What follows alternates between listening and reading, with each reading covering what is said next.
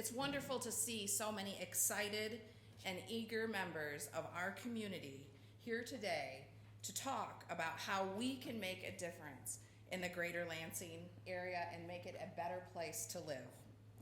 My name is Kim Denham, and I am the incoming president of the Greater Lansing Association of Realtors. It is my pleasure to be here to represent our organization. Excuse me. As a driving force sponsor to today's summit. Realtors do not just sell homes, land, and buildings.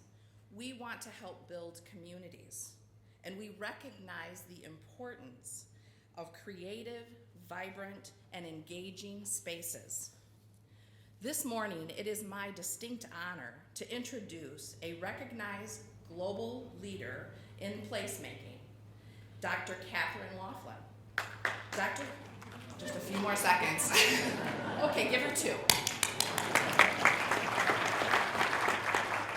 Dr. Katherine Loflin is a celebrated author and principal of Loflin Consulting Solutions. She emerged in placemaking field as an in-demand consultant nationally and internationally. Over the years, she has advised officials, elected officials, planners, foundation leaders, corporations, academic institutions, and community leaders trying to improve their cities using placemaking tools. Dr. Loflin will provide insight into her findings as lead consultant and national expert on the Knights Foundation Soul of the Community Project. With her human-centric and holistic approach, Dr. Loflin now demonstrates how finding the right place to live correlates to finding the right person to love, something she explores in her book, Place Match, The City Doctor's Guide to Finding Where You Belong. So everybody please join me in welcoming Dr. Katherine Loflin.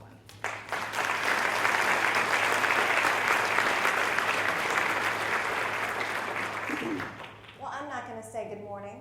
It's been done. I like to be my own person. I want to thank the mayor for giving me a key to the city. Is this not it? I mean, it looks a little different. I have other keys, but this might be the more, economical choice than the other ones I have. I'll keep striving. Maybe I'll get the real one day, Mr. Mayor. Okay. Well, it's green, so green matters. Come on. Okay. Well, thank you. Thank you for the warm welcome. I am really excited to be here. Came in last night from North Carolina, and y'all must be our good luck charm, because as soon as I hit the plane to be here, the hurricane just said, we don't like North Carolina. We're not going to hit it today. So I'm very excited about that as well. So I wanted to share with you some things about placemaking to really kick off this morning in a powerful way. And let's go ahead and start the PowerPoint. There we are. I have worked in communities all my professional life.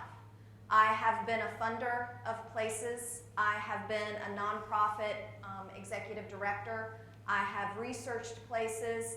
I have been a community practitioner. I have been a marriage and family counselor. I have worked in macro practice, as is my discipline, all of my life. And I can tell you that I have never seen a model with more promise to change and transform than placemaking. I cannot tell you how much this model has changed my actual life. I didn't even know the word in 2007. And today I stand before you not at all surprised that it has been named as one of the most transformative ideas for the world in the 21st century. So as I travel the world helping people understand what is placemaking and how do we do it and why does it matter, not only for our places, but for our people and for our economies that support it, I wanted to come here today to show you my window of the world to placemaking. And really what I bring to the table, which is probably a little bit different than maybe what you've heard last year from my friend Fred Kent, who I love dearly. But I think the challenge of placemaking is the promise of placemaking. How are we going going to realize the promise of this important model so we can perpetuate the transformative change that it can represent, not only for places, but for people. So let's start with a definition, because sometimes this is where we get lost already, is what is placemaking and why is it so important? Placemaking is about the optimization of places. So we've already heard this morning in the powerful video that we just saw that placemaking should never be about changing who you are. It's about optimizing who you are. And that's a completely different concept, because when people come in, and believe you me, places are very tired of being heard that they need to transform. They need to become something else, because that implies that who they are is not good enough. And placemaking, when done correctly, should be a strength-based model that allows places to find what they do well and make it great.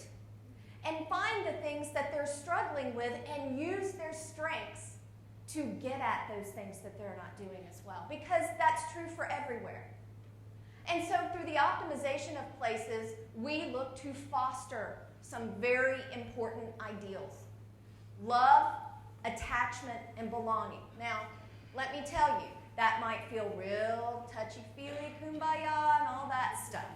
But what I'm going to show you today through this morning keynote is that those things to us as humans are critical to our survival.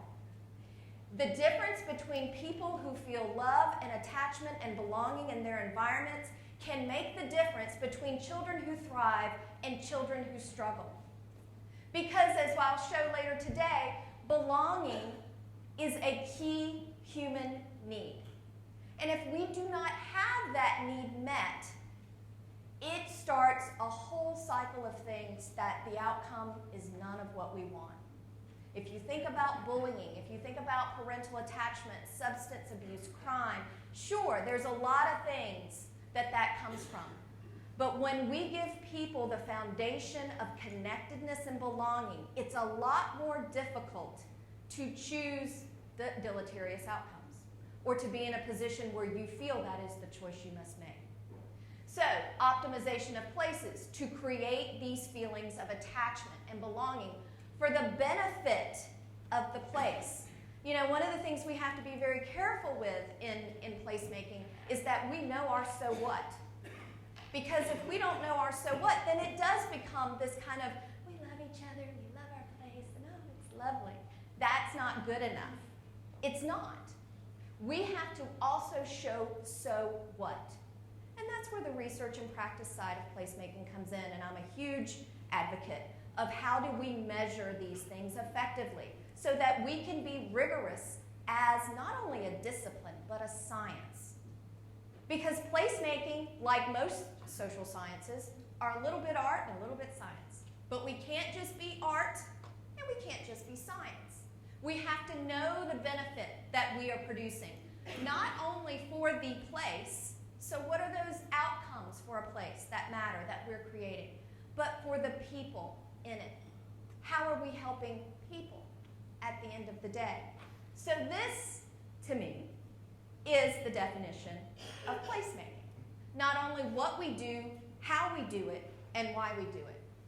Now let's talk a little bit about the role of place, because this is a very important concept that we have to understand. I don't know if you can see this lovely slide, but it shows an airplane kind of landing over a family trying to be at the beach one day. And this is an actual place in St. Martin, where it sort of shows what happens when planning goes kind of off the rails. And you figure out that the best beach you have is also the best place for your airport. You know, it happens. What can you say? But I show this slide because you might be able to see, let's see if I can get that people are taking pictures of people defying death, because that's what I want to do on vacation. But I think the husband or the father who took the picture knew what they were going to get. I'm not really sure the people here knew what was going to be happening. So, you make your own fun on vacation. Day 5, things get a little tight in the family quarters, and you got to start making your own fun, I guess. But I show this picture because the expression on this poor woman's face is really how scientifically we feel as humans when we know we are in an environment where we do not belong. It is a visceral reaction. We produce chemicals that create a fight or flight response when we are in places where we believe we do not belong. And so in my discipline, I'm actually trained as a social worker, if you can believe that. I have a master's and PhD in social work. We talk about the importance of person and environment fit. The importance of people feeling a connection to their environment as fundamental to humans. And so when we are in places where we don't feel we belong, we know it. And when we are in places where we know we belong, we know it. And what happens to us as humans is just because this is what happens when we know we don't belong, what happens when we know that we do is that we become optimized people. We become better at a lot of different things, and I'm going to talk about that.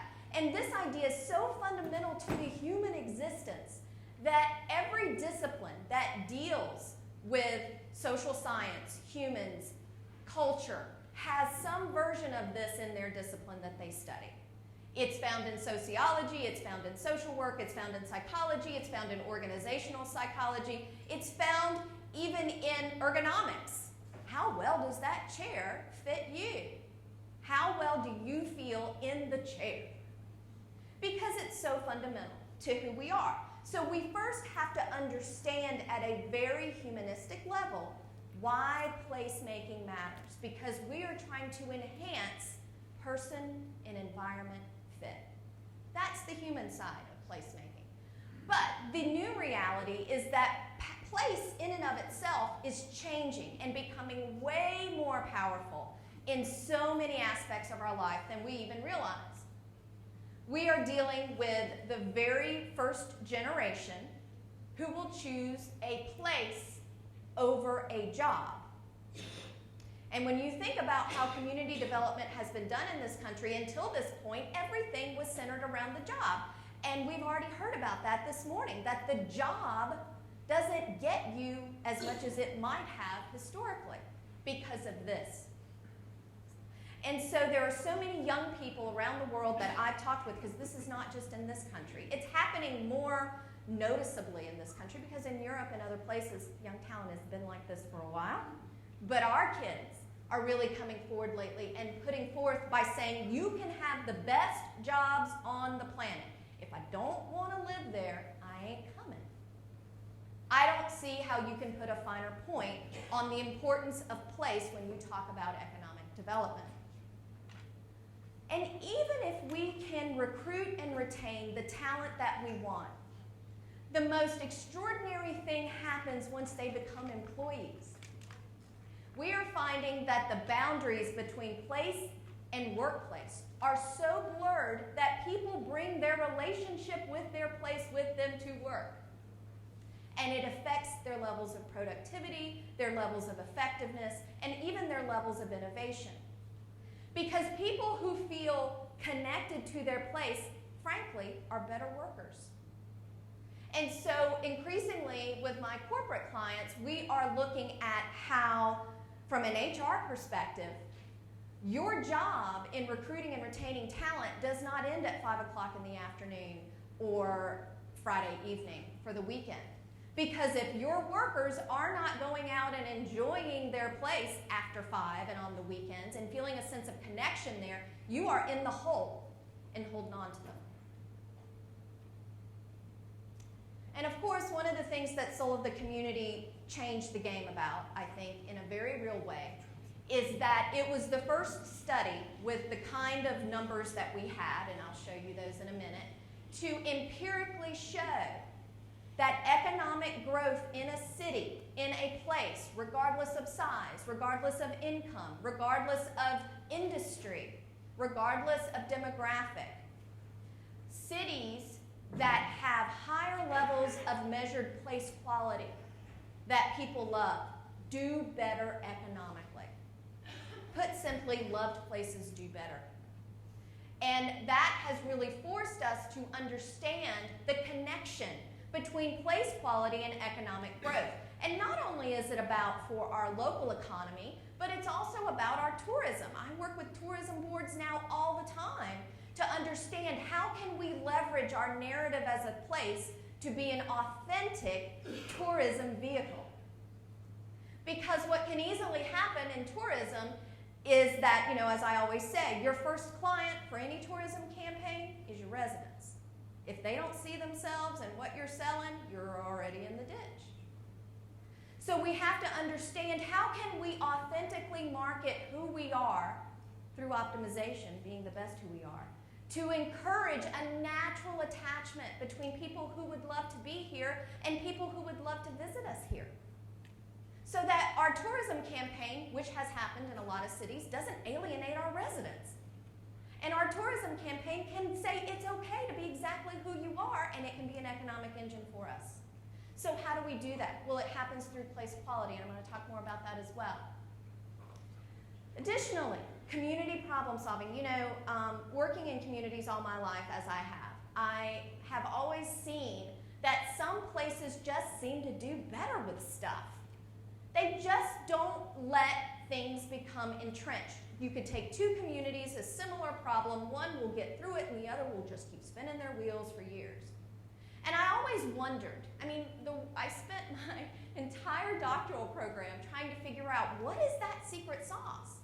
And so I ended up writing my dissertation on social capital and civic engagement, because I thought, that's got to be it, right? I mean, it's got to be just, you know, this ability to just solve problems. You do that better, your place does better. And it wasn't a completely satisfying response to me, because I saw places where there were lots of social capital and they were spinning their wheels still. So what is the difference? Well, I really believe that what I have stumbled on in the past, 9 or 10 years is that the difference between places that succeed and places that struggle is the level of emotional attachment that people have committed to that place. It's something about how community turnarounds or community optimization and optimism really come from the hearts and the minds of the residents committed to a place. And that has more sustainability to it than whether you're going to volunteer at the end of the week somewhere, although that's important. But without that sense of attachment, it's not as sustainable. So loving your place matters to being a partner to your place. And of course, we all talk about quality of life. I mean, my goodness, if there's a bigger buzzword on the planet or buzz phrase, I don't know it. Because quality of life has become like the secret handshake password that we say when we enter conferences like this. You got quality of life? Yes, we must have some quality of life. Do you have it? Yes, I do, yes. Nobody knows what the heck we're talking about, right? Well, here's the problem with quality of life.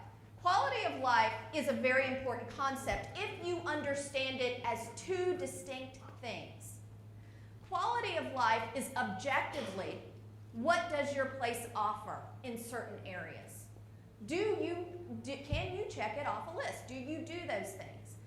But quality of life is only quality of life if it feels like quality of life to you. You have to go into those spaces and see the way the community presents themselves to see if it feels like quality of life to you. There are so many places these days that do very well on these top 10 lists or top places to whatever, that if you and I went there to live, we would be miserable. Why? It's number one, and best places to raise your kids and start a business, and because they have the objective on paper, quality of life, but their manifestation of it might not work for you.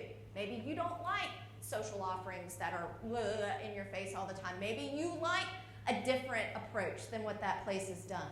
So is that the place's fault? No. Is that your fault? No. But that speaks to the importance of finding your match in a place.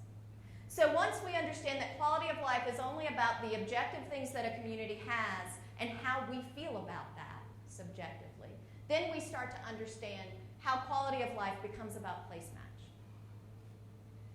And finally, not to put too fine a point on it again, but I must say that there are a wealth of decisions that you make every single day, as do everybody else who lives in Lansing and Raleigh and everywhere else, that are a reflection of their love or their feelings about their place. Decisions to buy a home and not buy a home, to start a business, to not start a business, to stay, to go, to socialize, or to isolate. Even things like public health-seeking behaviors can be tied to how connected people feel to their place. And so our decisions, our health, and our overall well-being is partially a function to our connection to our place. So the power of place is something that we can no longer ignore. And it is places who harness that power effectively through placemaking that can really let the rubber meet the road as far as that person and environment fit that I spoke about. So what is that objective thing? What is that thing that makes people love where they live?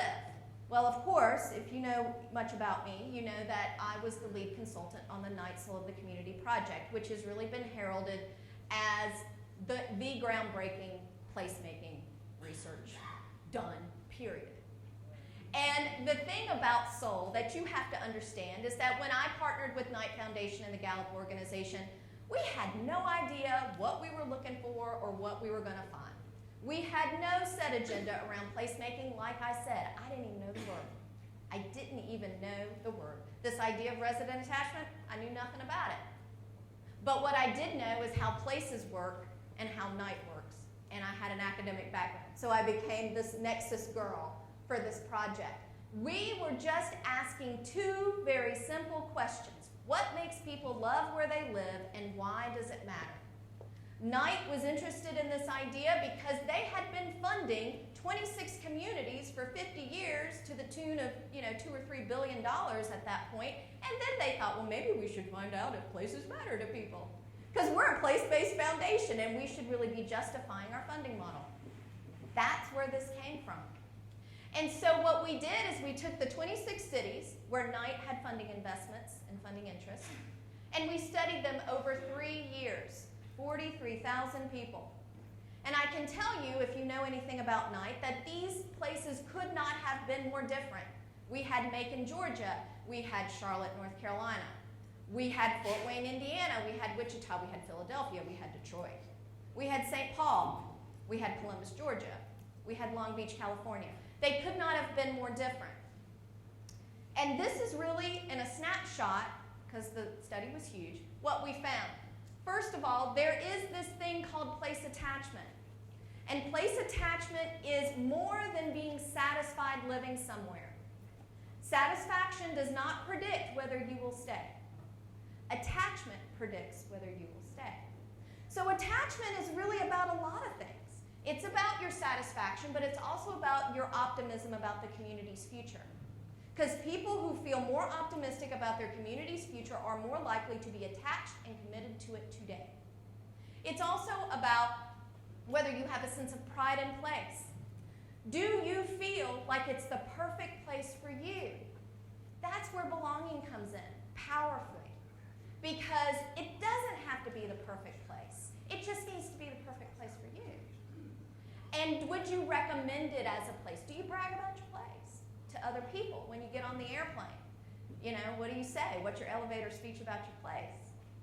And we found that attachment levels do really vary. Now, I wanted this, and if you heard me talk last night, I can get really worked up about actionable research, because I don't believe in doing research because it'd be kind of cool to know. I believe in research that you put to use right away. Otherwise, it makes no difference. So if we just went around and measured place attachment in 26 cities, and we say, well, yours is higher than theirs, and so what do we do about that? Because what a lot of cities wanted to do was we want to make this stronger. How do you change somebody's feelings about their optimism about a place? How do you change their feelings about them feeling like it's the perfect place for them? What do you do? So we measured 10 to 12 things about a place. And they were everything from its leadership to perceptions of safety, to highways, housing, and healthcare, basic services, the gamut. even things like their news media utilization, because it was Knight Foundation after all. We had to figure out what role does media play in all community life. And you know what? The same three things mattered the most everywhere. Every single city, every single year. It did not matter if it was Macon or Detroit. The same things that most predicted how in love people were with their place were driven by the same features in their community. It was driven most by people's perceptions of the social offerings in the place, people's perceptions of the aesthetics, and the community climate around welcoming and openness. So when places felt good about these three things, their attachment levels were much higher than places where these things were not rated as high. And you know, these are the softer sides of place. This isn't about garbage pickup, although, Mr. Mayor, we still have to do garbage pickup. No getting off the hook on that. But when you're talking about place attachment, this belonging idea, there are different things that drive it, because we humans count on our places to give us a human quality to our existence. But then again, like I said at the beginning, so what? Does place attachment bias anything that we care about? And of course, we did this study a long time, I think a long time ago, but people still want to talk about it. I'm okay with that. From 2008 to 2010, when the bottom was falling out of economies left and right in our country. And so we picked a really hard metric to see if it mattered for, and we picked local GDP growth, local economic growth. And we found that places that had higher levels of place attachment had higher levels or lost less in their economic growth during that time in our country. And so it was almost like this attachment was a protective field to some places in the weather of the storm that many of them were suffering through the economics of their place. And so better understanding that, you know, when you're talking about economic development in your city or in your region, it's not that place and place attachment are the only things that matter.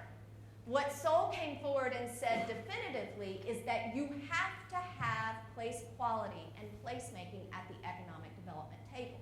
We made the case for place. Not that you kick everybody else out, but we absolutely have to update our economic development playbooks to include a seat at the table for place. Now, the other things I will say is that we found that it mattered for more than economic growth. It mattered for school dropout. It mattered for public health seeking behaviors, as I said. It helped with a wealth of things. And place attachment is a relatively new idea.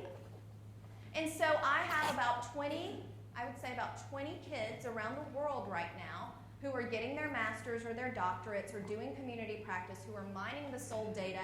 And almost every week I hear from one of them who tells me that they have found that place attachment matters for something else that we didn't even know. So this is like placemaking in general. It is a building the plane while you're flying it kind of endeavor. But what we understand is that place attachment is a threshold idea that places have to start caring about in the same way that we care about unemployment, in the same way that we care about literacy rates and dropout rates and infant mortality. And that's why I've been so delighted by so many cities, I would like to say at my nudging, who have started making place attachment as one of their outcome indicators on their report cards every year. Because it matters, not more than infant mortality, but it matters.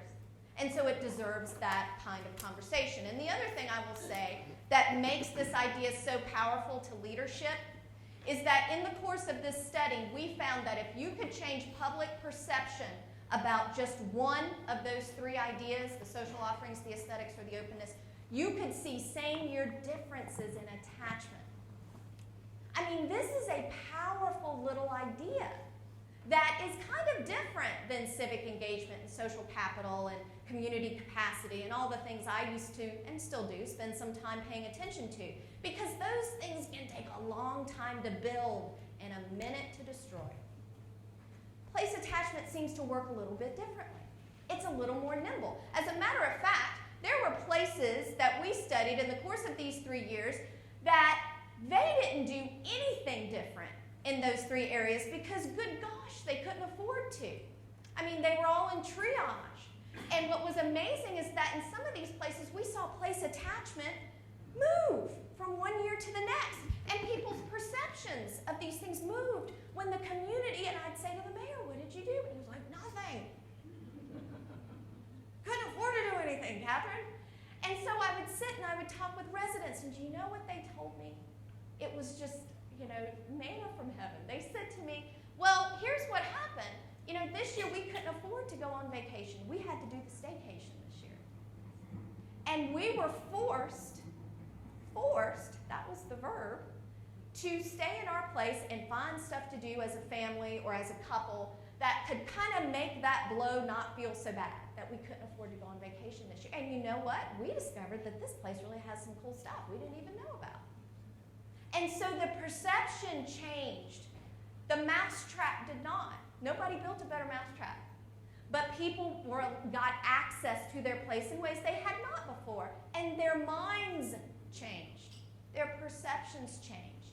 And when their perceptions changed, they felt better about their place choice. Now, of course, in some places, the same dynamic would happen, and people would have lower perceptions of these important concepts. And they would say the same thing. We had to stay here this year. And boy, it's not good here. It was rough. It was a rough year. And they felt worse about those ideas, and they felt worse about their place choice. And then you would hear leaving behaviors from these people. As soon as I can, this was a real eye-opener. So we have to understand that place attachment is a nimble idea that we're still understanding. We're still learning all the things that it matters for. And the ideas that drive these feelings you have to understand, is it a product of doing something actually different in a place, or is it about changing the hearts and the minds of the people already here about those things? And usually I would say in most places it's a hybrid. You need to do a little bit of both. But let's talk real quickly about each of these ideas. So what is social offerings? Social offerings, first of all, let me say, is the number one thing in 26 places over 3 years that most drove love of place. It was number one.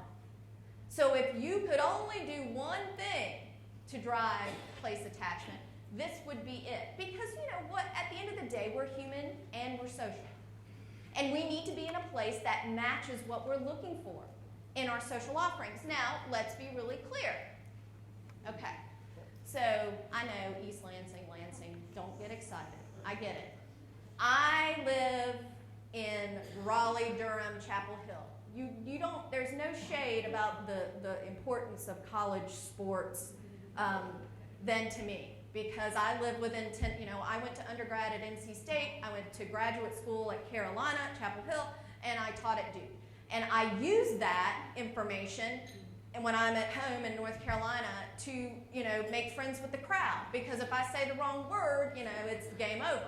People don't want to hear some Carolina girl, or they don't want to hear some Dookie talk about whatever. So I get it. But this is a real important idea about the role of formal social offerings in a community. The entertainment infrastructure, the things that we usually think about when we talk about social offerings. It is these formal opportunities for social interaction that are created either by the city or by the college or by private business or whatever, but there's also the importance of informal social offerings. And what I call this is the choose your own adventure in your city kind of idea. That you create a map, a place where people can create their own social offering experience. You don't have to dream up every social offering that there is. Because some people want to create their own. They want to pick and choose. And this is a couple using a wayfinding map. Wayfinding is a big thing, I think, in not only placemaking but other areas. And I know some folks are working on that here too. To allow people to choose their own adventure in their place, so that your place becomes that playground where the kids, in this case, can go through and find what suits them best. So you do not have to predict all the time what the social offering should be. But here's the problem here. I'll let you get through that. So we cannot build, and what Sol came through and said pretty clearly is that we cannot build social infrastructure at the expense of civility. We cannot build social infrastructure, either formal or informal, to such a point that, yeah, we have the greatest social infrastructure on the planet. Of course, when you get there, it's miserable. Of course, when you go through it, it's, people are yelling and there's nowhere to park and everybody's angry and it's not fun and you got robbed and, it's as bad as not having the event. Trust me. Because we had a lot of places in the Soul study where the entertainment infrastructure was, through the roof. But the perceptions of civility were so low that it negated even having that infrastructure. Places like Miami, Florida, where I spent 10 years, and I'm a recovering Miamian. I was exiled there, and it's difficult, but we'll talk about that later. Miami is a place that it is unbelievably fun, but there is the interactions there that, especially somebody like me, who grew up in North Carolina, it was a bit of cold water in the face, I would say, where I was told not to speak to people because people would be suspicious of me. And, it's a different kind of life. And a lot of people love it. They want that experience. It works for them great. So you have the social infrastructure at the expense of treatment of each other. And then there are places like Grand Forks. There's not a lot to do, but Lord, do they love each other. And they are civil, and it is an amazing thing because they get around the fact that they don't have social infrastructure and almost replace it with their civility because they have informal networks. They have these informal ways of making people feel still connected. And so the sweet spot, if you will, is how can we have the right amount of formal and informal social offerings and still have them to be positive experiences in our place. How do we do that? And that's really what social offerings should mean from a placemaking perspective. Now, of course, the arts can play a huge role in this. Because the arts is not only an outcome, it's a vehicle. And that's what makes it so powerful for a lot of different disciplines. There are lots of opportunities around social offerings that can truly integrate the arts, and you all are even better experts on that than I am. But what I want to do is spark your creativity to think about it that way. Now, the second most important thing in attaching people to place is its aesthetics. And aesthetics is really important because, this finding made a big splash, I think, in the press. And, when we were on the cover of so many magazines and newspapers, it was because these ideas, a lot of them were aspects of community life that people perceived as value add. Wouldn't it be nice if we could do that? They also became the things that, when times got tough, were the first thing that got redlined. And I think what Sol came forward and said is that, sure, there are still going to be competing demands in every city's budget. But we can no longer say that there is no impact from getting rid of things that we thought were extra, because, in fact, they're integral. They're foundational to making a good place. So we might still have to make those choices, but we have to do them sometimes at our own peril and understand that there will be a hit for that. So why is aesthetics so important? Well, aesthetics, as we measured them, are the natural green spaces that were there when we showed up. But it's also what we do with those spaces and how we develop them appropriately. Because we have to understand that with aesthetics, it has to be both sides of the coin. Not only does it have to be both natural and developed, it also has to do with blight and decay. We cannot put a flower in front of a dilapidated building and say, well, at least we did the aesthetics. That's not really the case, because if you do not deal with the negative aspect of your aesthetics in a community, the positive aspects of aesthetics in your community, again, gets washed out. So we have to also deal with the blight and decay, but be mindful of the natural and the developed. Because the aesthetics, let me just say this, is the first and most consistent message a place sends about itself. You know, when we talk about our self-esteem and pride in appearance and all that stuff and how people are judged, like it or not, based on how they present themselves, the same is true for places. The same is true for places. And it is the first and most consistent message people get. And there have been studies that show when people drive to work, their feelings about a place can be, and you can imagine why this would be, the more graffiti they see, you know, and the blight and decay they see on their way to work every day affects not only their productivity in their jobs, but how they feel about their lives. And so they take it to heart. And that doesn't mean we have these really expensive whatever things that show our aesthetics. The great thing about aesthetics is that it's scalable. I've worked in a lot of disadvantaged communities where people had tremendous pride in their place. It wasn't grand, but it was specific, and it was intentional. They took care of litter. They took care of, maybe it was just a flower pot or two on the porch. They made sure that their streets were the way they wanted them to be. So it doesn't have to be grand. It just has to be. Because everybody deserves to look around and feel a sense of dignity where they live. Now, of course, there's this fun topic of openness. And openness really does matter in how places thrive. It's number 3, if you want to put them on a ranking, of what drives people's attachment to their places. And how we measured openness was a very broad scale. Because traditional measures of openness really look at how well are we doing with disadvantaged and historically disenfranchised groups. What we wanted to do was have a much more holistic measure of openness so that it included not only those groups, but people at different phases of their life cycle, if you will. So we would ask people not only about how is this place a good place for gays and lesbians, immigrants, racial minorities, but is it also a good place for young talent? Is it also a good place for families with young children? What about seniors? What about young people who aren't married yet? So we would understand how well is this place doing and not just being welcoming to disenfranchised groups, because we are just not our demographics. We are not just our demographics. We are many things in one. I am a divorced mother in her 40s that is half Puerto Rican and half French, Irish, English, European mother. I am all of those things. And so when we make people be just one of those things, it diminishes the power of us all. And so that's why openness should be a conversation, not only a holistic one, about can anybody show up and make a life for themselves here regardless? Because our goal should not just be, let's be super open to some. The goal should be, how can we be a place of belonging for all who want to make a life for themselves and find their match in us?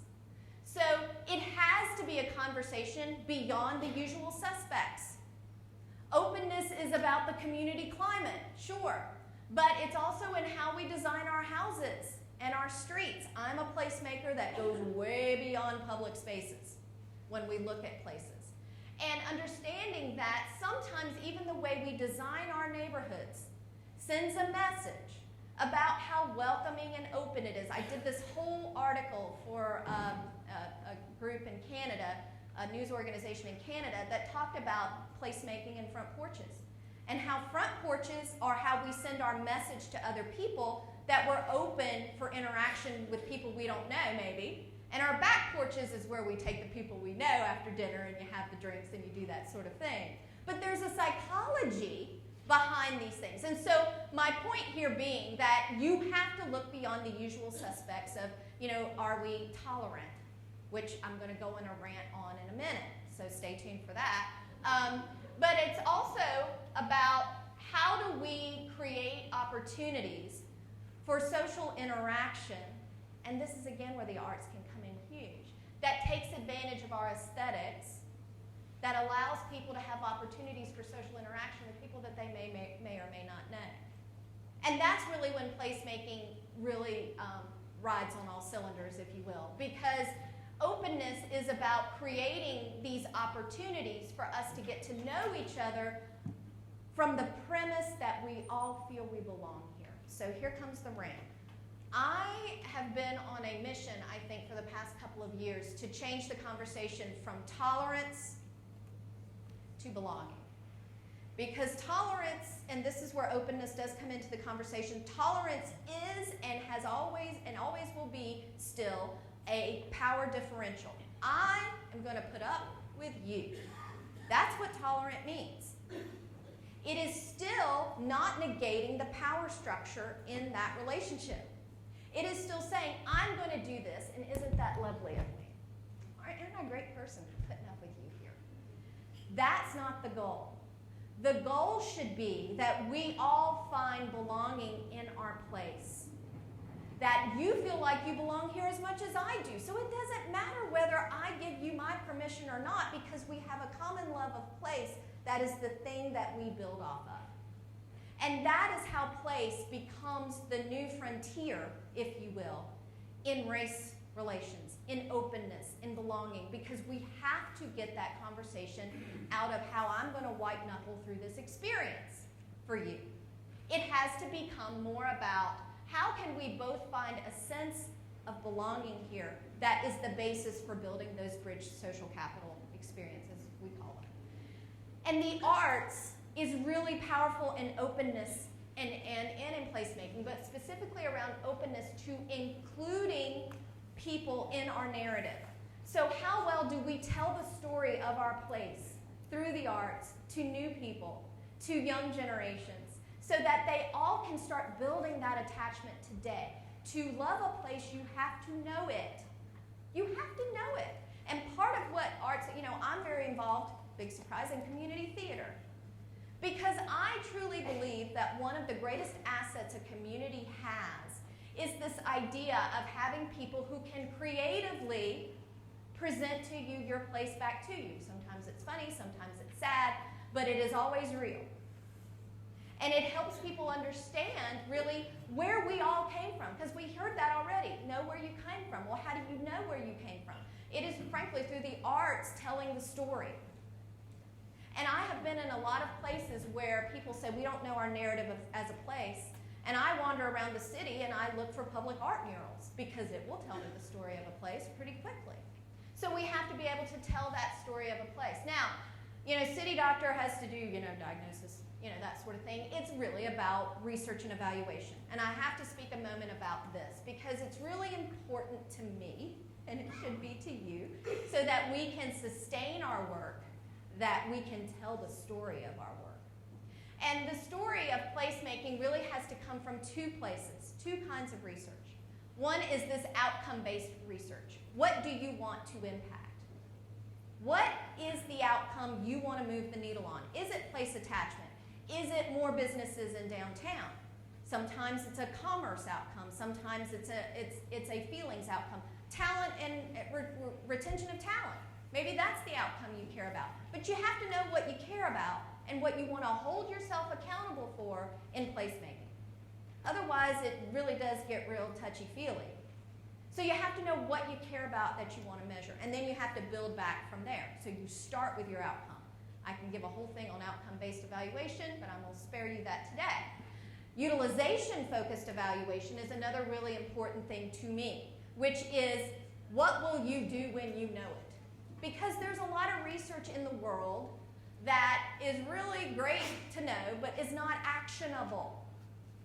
So how can we make sure that not only we know what our outcomes are, but we also focus on the so what of what we'll do with it? And I work with cities all the time on their either their scorecards, to talk about how well they're doing as a place on hard outcomes, and also their placemaking work.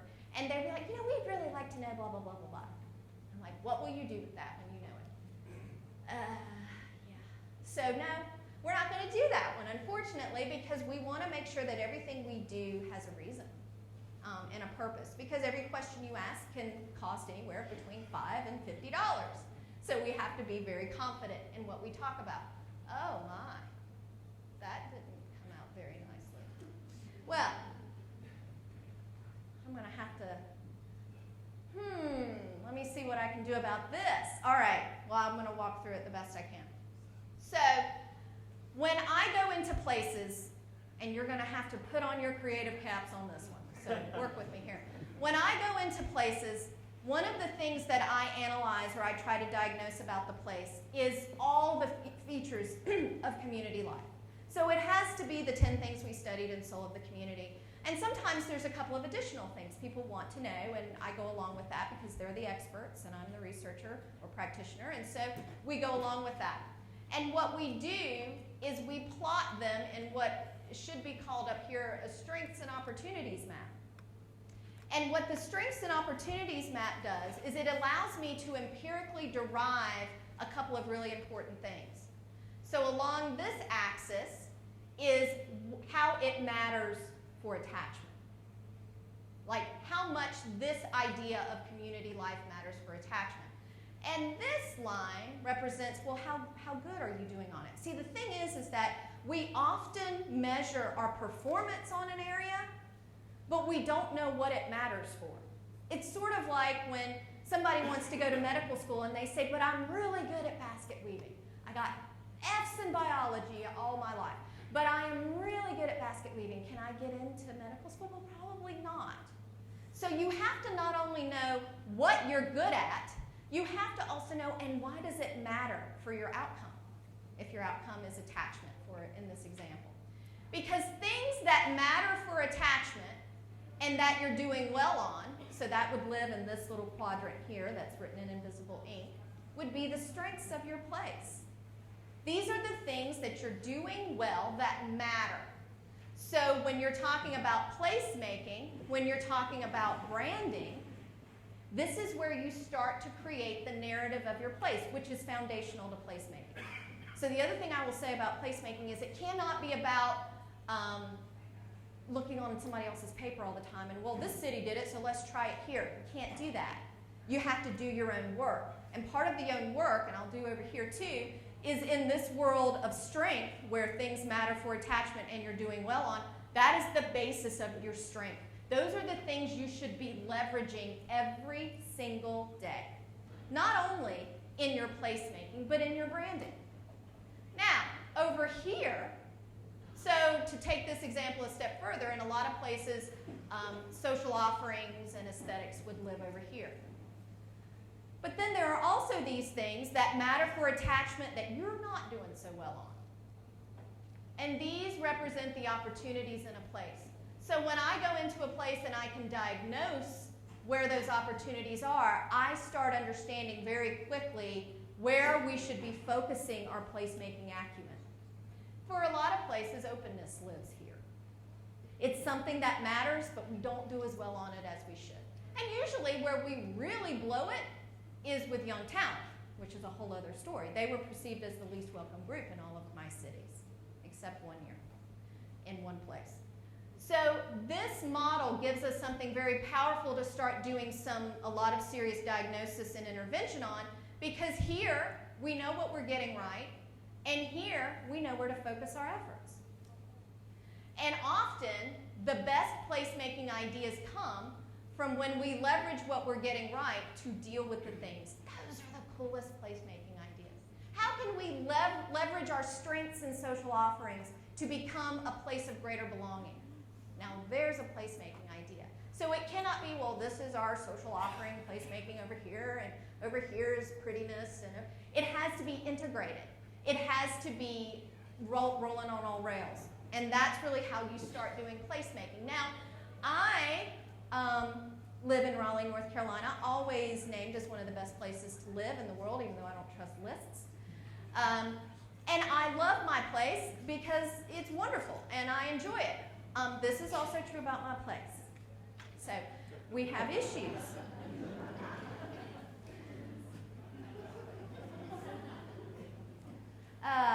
Not photoshopped at all. So we got snow last couple years ago, and we got it in like an hour, okay? And it was really traumatizing. This is the Beltline in Raleigh. So that is not some rural passageway that just the mail truck goes on. This is how everybody gets home and from school every single day.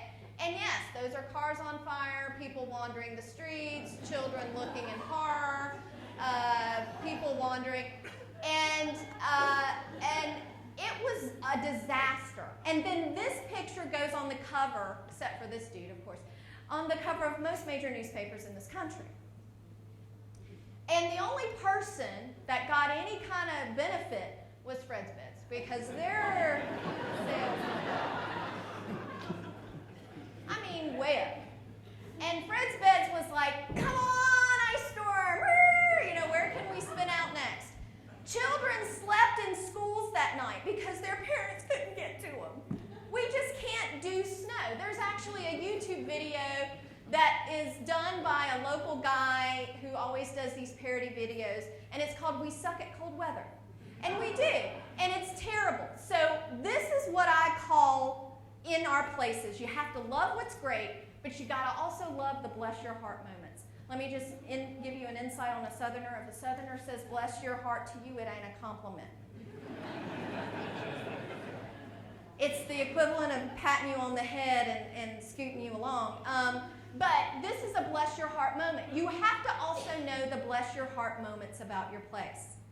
Because true placemaking, even though it should be strength-based, has to have an awareness of what we could be optimizing and what we can be doing better. This, North Carolina and my place, 453 people move there every single day. Every single day. And a lot of them are coming from the north. And you can see, like when this happens, us Southerners are huddled with our canned goods and our mint juleps. And the Northerners are like, why is school closed? What in the world is happening? And we've had people who have moved to our place who have come on the news and said, we are offering free winter defense driving classes. Y'all come. And we're like, no, we're just going to stay home. We don't like any of that. We don't like it. But that's what I love about places, is that when you come and you find the bless your heart moment, you have to either be willing to engage in it or accept it. Okay, people, we'll all stay home for 6 days because y'all got a few inches of snow. But it's really important that we know what we do well and know where we struggle so that we can help people be the place it wants to be, if they want.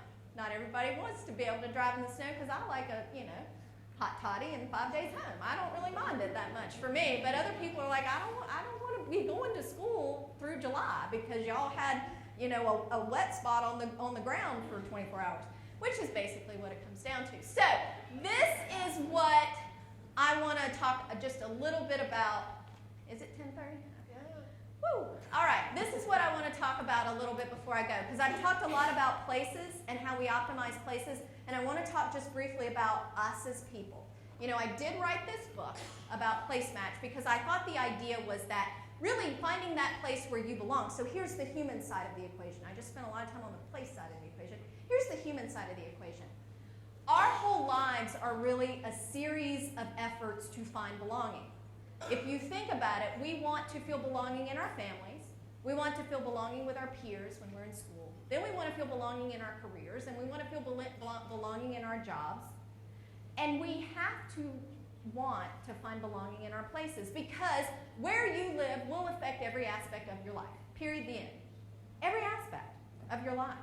And so we have to find that place because we know that when we find the place where we belong, we will be in places where we thrive. And if we make a poor choice, we will not have the life we could have had. Oprah's Living Your Best Life is well rooted in this idea of place and environment. And so there are things we can do to date our place. And I'll tell you, you have about thousands of 18 to 35-year-olds out there right now dating your place. Right now. They're deciding, is this the place for me? And one of the things that we learned in the Soul Project is that it takes about 3 to 5 years for people to figure out, is this the place for me? And if you think about it from a human relationship standpoint, that's about the time that we're going to each other. Dude, are we doing this or are we out? What's going on here? And so it's kind of the life cycle we go through in getting to know a place.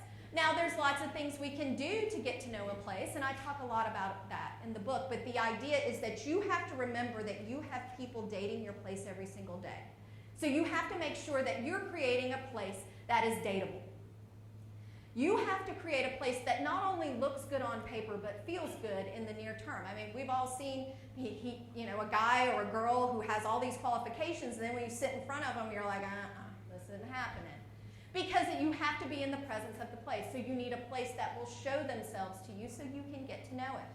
And places that are closed and hard to get to know, unless you have someone who really likes that about you, can learn something about your place that you might not want. So you have about 3 to 5 years. Get going right away. One of the best ideas to help with dating the place is this idea called Jane's Walk. And I looked online. I don't think there's a Jane's Walk around. But Jane's Walk was the idea that Jane Jacobs, one of the first female urbanists, said that people to love their place have to know their place. And they are the best experts on their place, but the only way they can know their place is to put boots on the ground early and often in their place. And so once a year, the first weekend in May, all around the world, people go out on resident-led walks. This isn't the mayor or some expert or me running a walk. This is about everyday citizens who put together a walk to show off something about their place that might not be known. Sometimes it's a good thing, sometimes it's a bad thing. But the idea is a journey of self-discovery about your place. It costs almost nothing to do this. I brought Jane's Walk to Raleigh. We didn't have it. And it has been one of the most powerful motivators to get people engaged and excited about places. And we've had sponsors come along that say, hey, if you guys can come up with an idea that costs $500 or less that we can do in 30 days as a result of your walk, we'll fund it. Put a little teeth into it. So dating your place, getting boots on the ground, Jane's Walk is a great idea.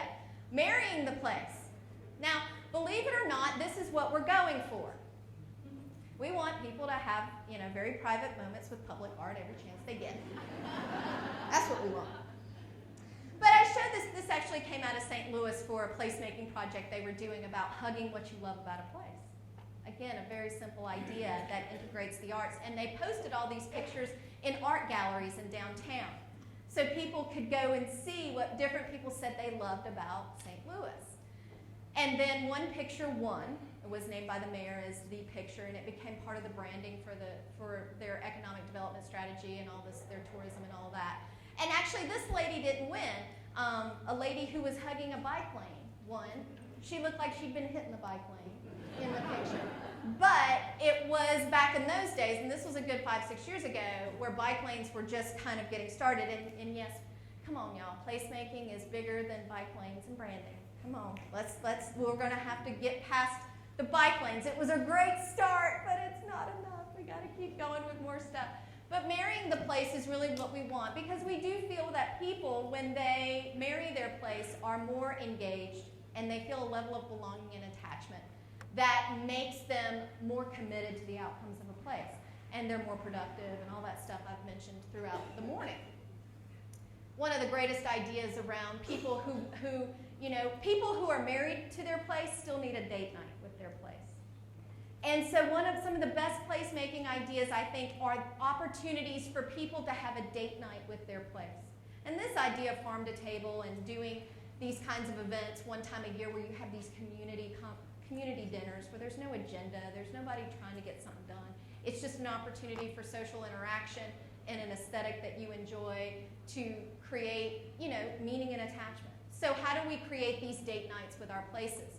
And Iron Bridge actually happens in Massachusetts every year, and that is really a fundraiser because the city said we can no longer support the maintenance of the Iron Bridge anymore, and people were like, this is foundational to who we are, this is a huge landmark, you can't tear this down, and the city said, we'll figure out how we can pay for it.